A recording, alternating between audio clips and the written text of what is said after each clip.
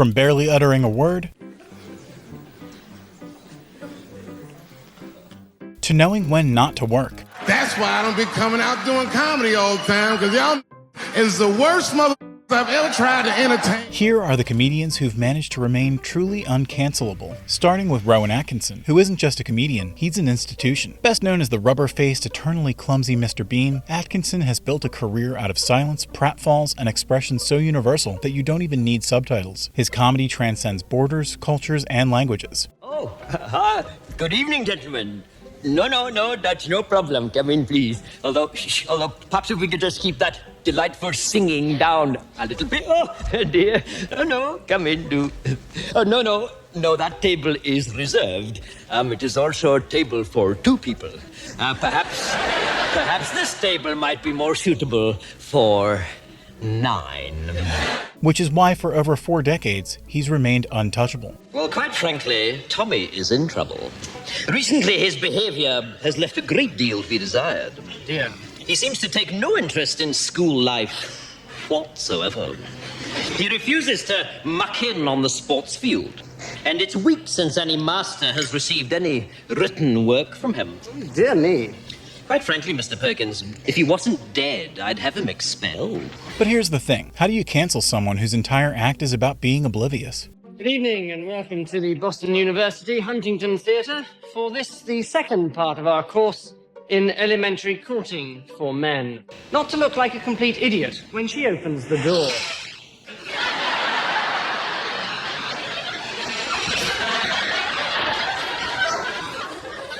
Best to look as though your attention has been momentarily distracted. His comedy isn't about edgy punchlines. It's about a man trying to do ordinary things without the entire universe conspiring against him. And what makes him even harder to cancel is not just his baffling wholesome character, but his real-life generosity. He has supported causes ranging from children's health and education to road safety initiatives. Atkinson frequently donates to UK charities and even lent his fame to raise funds for disaster relief, proving humor and kindness go hand in hand. It's very delightful and apt. That is your new Archbishop of Canterbury. Hello. I should be able to talk to you on the occasion of children in need, or Red Nose Day, as some of the younger people amongst us, hello to you too, like to say. Even when Atkinson does speak out, it never really dents his reputation. My starting point when it comes to the consideration of any issue relating to free speech is my passionate belief that the second most precious thing in life is the right to express yourself freely. If anything, it only solidifies him as the professor of comedy. Fans see him less as a celebrity and more as a cultural treasure. I love the irony of Mr. Bean, the ultimate no-speech icon understanding free speech better than most people. Rowan Atkinson's talent remains unparalleled. And if Rowan Atkinson defeats cancel culture by silence, Bill Burr does it by shouting louder. Bill Burr has made a career out of saying the things everyone's thinking, but no one wants to admit. Let me tell you something right now. Every guy basically has 3 stories, okay? He's got a horror story, he's got a going to jail story, and he's got a getting his ass kicked story. And once you have those 3 stories, then you can get married. Starting out in Boston's unforgiving comedy scene in the 90s, Burr sharpened his act on honesty, rage, and calling out hypocrisy whenever he found it. Look, no means no. No, that means no, all right? But no, stop it. What are you doing? Oh my God. No. Yeah, that's not a f***ing no. That means I want to do it, but I'm afraid you're going to judge me, so I'm just going to make it look like it was your idea so you don't figure out that I've already performed this act with 40 other fucking people. And by the time his Netflix specials hit, he wasn't just a stand-up. He was the loud, red-headed voice of frustration for an entire generation. Meditating, wearing sweaters. I did that for a while. Like if I dressed like a regular guy, I'd be one. I drew a smiley face on a Post-it and stuck it on my dashboard. Like that was gonna help with my road rage. You know, driving down the street like, you motherfucker! Okay. I guess I've done that too. Thank you, smiley face. But what makes him so hard to cancel? Simple. He skewers everyone. Military. And then one person, I was making fun of the military, you know, which you can't do now. Like we totally went from Vietnam, all the hippies being like, hey man, you're like a baby killer, man. To like now you gotta give like a standing ovation when they walk over to Delta, you know what I mean? Liberals and conservatives. Because I am all over the map though, I get like I get that I'm a Trumpster, I get that I'm a socialist. I mean, it's literally all over the map. But you make both sides angry. I guess that's what I do. I never looked at it that way. Women, All those feminists are full of shit, because I'm going to tell you right now, someday there's going to be the first woman president. All right? Which means you don't even know what her platform is, and you automatically cheer. It's got the same genitalia. famous men, I'm not a big fan of Steve Jobs, personally. What are you talking about? I don't know. I just don't understand what the big deal was with that guy. He's like Edison. I don't know. He invented all this stuff to everybody. What are you talking about? Did he? Did he sit down and I'm going to invent the iPhone and just sat there soldering, possibly welding? and even his wife. Trying to explain to her that losing your is part of the process of fixing something. You buy something at IKEA, you get halfway through putting it together, you're like, dude, where the Oh, there it is. There it is. Burr's whole brand is being an equal opportunity offensive, which means you can't pin him to one bad take. His comedy isn't about being cruel, it's about tearing apart the absurdities of modern life and exposing how ridiculous we all are. Exciting to be doing stand-up outside of my own country. Yeah, no, not because of you. That's how it's become. U.S., everything's so goddamn heavy. Joke you tell. Well, what did you mean about that? I didn't go to the gym today. Are you calling me fat? I feel triggered. And instead of apologizing for controversial jokes, Burr doubles down. One great thing about this pandemic is it kind of slowed down a little bit of that cancel culture. You know what I mean? Yeah, it's kind of hard to take your out at work when you're at home. You know? Some people still manage to do it. They're ordering some call, no pants on. All of a sudden standing up, their junk right in the screen. Still figured out a way to get fired. He mocks the very idea that comedians should tiptoe around audiences, and fans love him for it. I think he's the only comedian who has effectively and unflinchingly captured how fucking sick all of us are in witnessing the unchecked sociopathy of billionaires without them facing any consequences for it. And I feel like many of his observations have taken note of similar paradigms, where, because of social norms or whatever reason, certain people will feel completely entitled to act shitty towards others, because we've become more afraid of enacting those consequences than of the result of living in a world without them. On the other hand, Ken Jeong defeats cancel culture with pure kindness and heart. Ken's path to comedy wasn't the usual struggling club circuit story. Hi, I'm Ken Jeong, aka Dr. Ken. Play doctor on TV. I'm a real doctor, and I'll be critiquing other TV doctors. Before Hollywood even knew his name, Ken was a licensed physician, but his love for comedy was so strong, he swapped stethoscopes for scripts. All right, you warm enough? I don't know. Come feel my balls and tell me. I've been locked in a f***ing icebox all day. And when The Hangover hit theaters in 2009, his outrageous performance as Mr. Chow made him a global comedy star. Dude, I would not be here if it wasn't for the Hangover. Mr. Chow is the best character I've ever played. It's the funniest character ever. It put me on the map. But here's the thing. Unlike many comedians who dance on the edge of controversy, Ken is defined by something else, genuine warmth. All right, guys, to be brutally honest, man, I wanted to do stand-up because throughout the last 10 years of my life, you have highs and lows, and everything's all good. And then you realize, man, I'm nothing without my wife. I'm nothing without my family. He isn't roasting people into dust or testing the boundaries of offensiveness. He's that rare celebrity whose public image is built on compassion. This is the light of my life, the apple of my eye. This is my daughter. What's your name again? Zoe. Okay. Take 2018, for example, when he proved his big heart by stepping in to help a fan in need. And he used his medical training during a stand-up show. But at his show on Saturday in Phoenix, Jeong stopped his act when an audience member suffered a seizure. Jeong and a medically trained fan helped the woman until paramedics arrived. Moments like that turned him into something beyond comedian. They made him human. And that's what makes him basically uncancelable. Yes. Do the shimmy. Shimmy. Shimmy. Do the shimmy. Shimmy. Kevin Hart. Guys, sorry, my pacemaker's acting up. I gotta take my medication before I start popping and locking. And fans can't get enough of it. Ken is everything. He is just unintentionally funny. While Jeong's kindness shields him from criticism, Tig Notaro's vulnerability turned her into comedy's untouchable truth teller. Tig's comedy has always lived in the quiet moments. I did a special for Comedy Central. The warm-up guy was out there, and he was like getting the crowd all warmed up. And we didn't meet. All right, you ready for your comedian? Okay, this guy is amazing. There's a director who gets on the speaker over the entire theater. It's like, Tig's a girl. And then my special started right after that. Deadpan delivery, dry pauses, and a knack for finding absurdity in the mundane made her a cult favorite long before she hit the mainstream. Gosh, so having the name Tig, a lot of people come up to me that are huge fans of Winnie the Pooh and Tigger too. This one woman came up to me and she said, "Oh my gosh, I just have to tell you, I'm such a huge fan of Winnie the Pooh." She wasn't the loudest voice in the room, but was always the sharpest. Then came 2012, which changed everything. You know, they say that there's a fine line between comedy and tragedy. Comedian Tig Notaro knows that better than most people. One day after she was diagnosed with stage 2 breast cancer, she performed in an LA comedy club. Comedy great Louis C.K. was also there, and he was so impressed, he put her performance online. It's been downloaded more than 75,000 times. Standing on stage at Largo in Los Angeles, she opened her set with 5 words that stunned the audience. Good evening.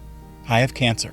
That raw confession instantly became one of the most talked about sets in comedy history. It wasn't a pity party. It was Tig transforming illness and grief into something profoundly human, funny, and oddly uplifting. I was diagnosed with bilateral breast cancer, and I ended up getting a double mastectomy. And before I had a double mastectomy, I was already pretty flat-chested. And I made so many jokes over the years about how small my chest was that I started to think that maybe my overheard me. And we're just like, you know what? We're sick of this. Let's kill her. Tig isn't just another comic. She is a symbol of resilience, the comedian who stood in the fire, then made the fire laugh. Something that I like to do to friends of mine.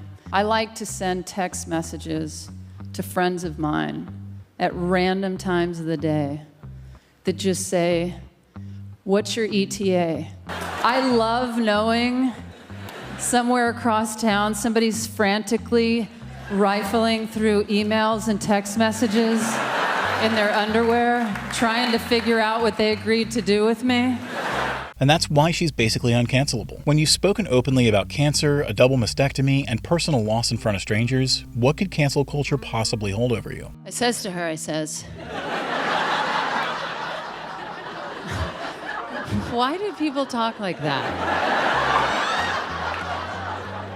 To say I says to her is improper. And then to add on top of that, I says, it's like, get out of here. Fans rallied around her with fierce loyalty. Her timing, tone, and movement are perfect. Incredible comic. Goals. Tig Notaro's honesty makes her untouchable, but Gabriel Iglesias' warmth makes him universally uncancelable. Better known as Fluffy, Gabriel carved his place in stand-up through a mix of self-deprecating humor, storytelling, and pure charm. The only thing that really bothers me about being big is having other big people try to give me advice about losing weight. From his early days to selling out arenas around the world, Iglesias built a reputation for making comedy that felt safe, inclusive, and above all, fun. It's so crazy because I'm still adjusting to people walking up to me. I'm checking into the hotel and they already knew me, which was crazy. I go like, hi, I'm checking in. Here's your keys, sir. But, we know it's you, sir. I'm like, What makes him hard to cancel? Unlike comics who thrive on controversy, Gabriel sticks to what he calls comedy for everyone. I used to say that there were 5 levels of fatness. Reason why I say used to say is because now there are 6. I met the new one in Las Cruces. The original 5 levels are big, healthy, husky, fluffy, and damn. People ask, what could be bigger than damn?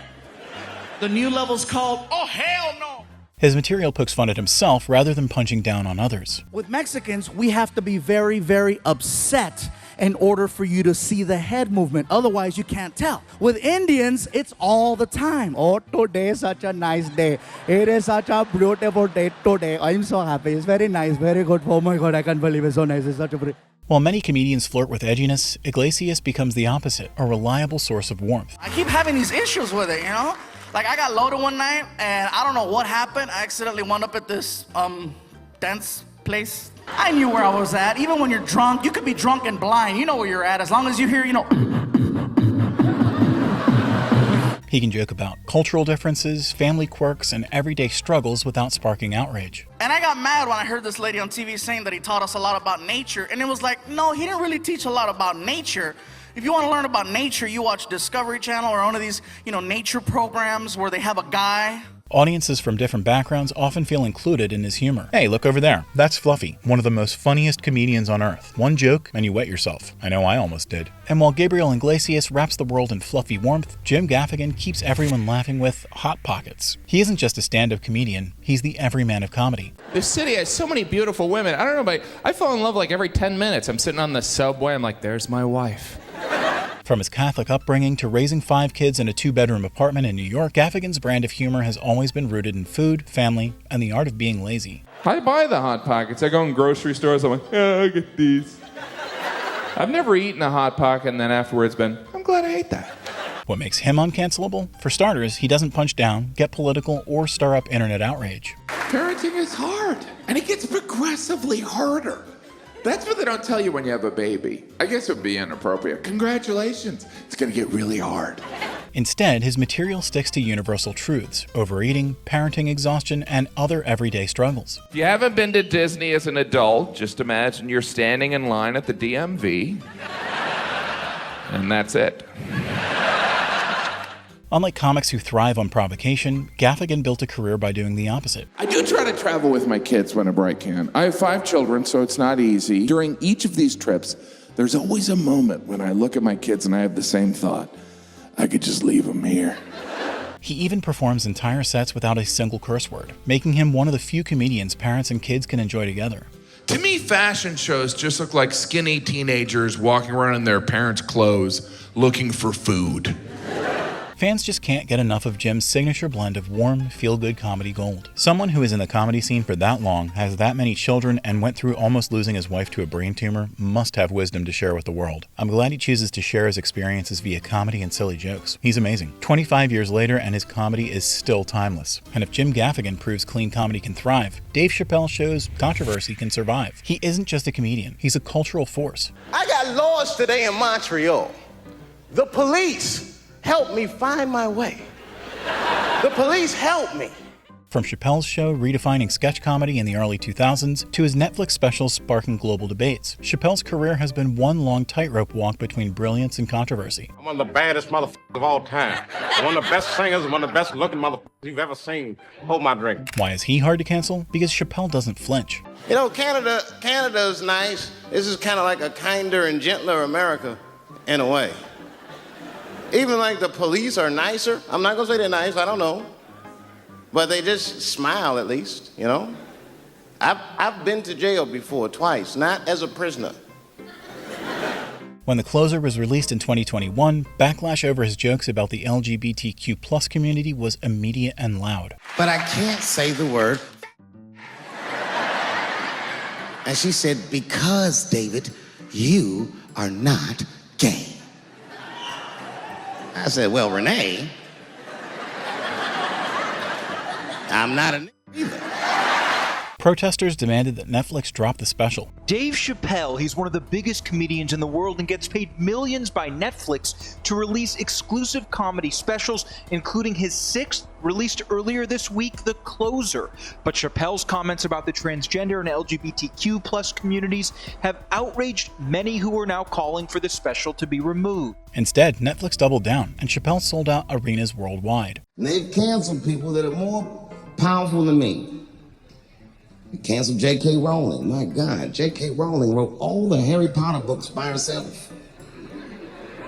She sold so many books, the Bible worries about her. And they canceled her because she said in an interview, and this is not exactly what she said, but effectually, she said gender was a fact. And then the trans community got mad. They started calling her a TERF. I didn't even know what that was. But I know that trans people make up words to win arguments.